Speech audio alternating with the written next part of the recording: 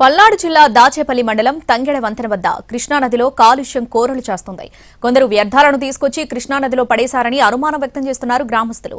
నీరు రంగు మారడంతో 4 రోజులుగా దుర్వాసన వస్తుందని ఆవేదన వ్యక్తం చేశారు. ఈ కాలుష్యానికి కారణమైన వారిపై చర్యలు తీసుకోవాలని కోరుతున్నారు.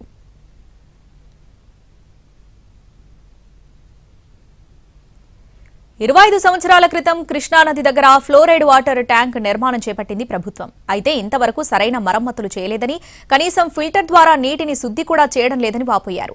అక్కడి పరిసరాల్లో సుమారు 6,000 మంది జనాభా అక్కడి ట్యాంక్లోని నీటిని వినియోగిస్తున్నారని అన్నారు స్థానికులు.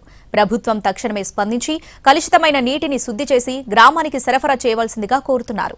ప్రభుత్వం ప్రమాదం జరిగిన తర్వాత స్పందించే తీరు కంటే ముందే ప్రమాదాన్ని అంచనా వేసి రక్షించవలసిందిగా ప్రజలు కోరుతున్నారు.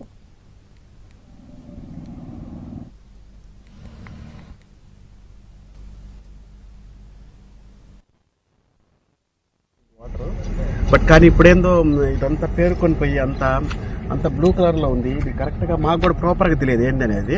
ఇది ఇరిగేషన్ డిపార్ట్మెంట్ వాళ్ళు, అలాగనే వాటర్కి సంబంధించిన వాళ్ళు, అలాగే లోకల్ కూడా సెక్రటరీ కానీ వీళ్ళంతా కూడా దీనికి సంబంధించి ఏంటనేది అర్థం కావట్లా. లాస్ట్ 3 days నుంచి బాగా స్మెల్ వస్తుంది. దీని మీద ఇరిగేషన్ డిపార్ట్మెంట్ వాళ్ళు కనుక ఖచ్చితంగా ఏంటి అనేది ఇది కనుక చూసినట్లయితే దీని గురించి వెరిఫికేషన్ చేసి ప్రాపర్గా యాక్షన్ తీసుకోవాలని మేము రిక్వెస్ట్ చేస్తున్నాం ఇరిగేషన్ డిపార్ట్మెంట్ వాళ్ళు. ప్రజెంట్ ఉన్న గవర్నమెంట్ వాళ్ళు సుమారు 25 సంవత్సరాల క్రితం కృష్ణానది ఫ్లోరైడ్ వాటర్ ట్యాంక్ కట్టారు. కానీ ఇంతవరకు దానికి సరైనట్టు మరమ్మతులు లేవు. ఫిల్టర్ బెడ్లు ఏ రోజు ఫిల్టర్ చేయరు. ఆ వాటర్ అంతా కూడా హైదరాబాద్ నుంచి వచ్చే మూసి అంతా కూడా కృష్ణానదిలో కలుస్తుంది. ఆ వాటర్ అంతా విపరీతమైన పాచిబట్టి ప్రమాదకరమైన పరిస్థితిలో ఉంది. ప్రభుత్వ యంత్రాంగం ప్రమాదం జరిగిన తర్వాతే చూస్తారు, ప్రమాదానికి ముందు మాత్రం పసిగట్టరు. దయచేసి మా ఊర్లో ఈ నీళ్లను గమనించి దాదాపు సుమారు 10,000 మంది జనాభా నివసిస్తున్నట్టు ఈ గ్రామాన్ని ప్రభుత్వ పాలకులు చూసి పరీక్ష చేసి నీటిని సరైనటువంటి ఫిల్టర్ పద్ధతిలో పంపి గ్రామస్తుల ప్రాణాలను కాపాడవలసిన కోరుతున్నాను.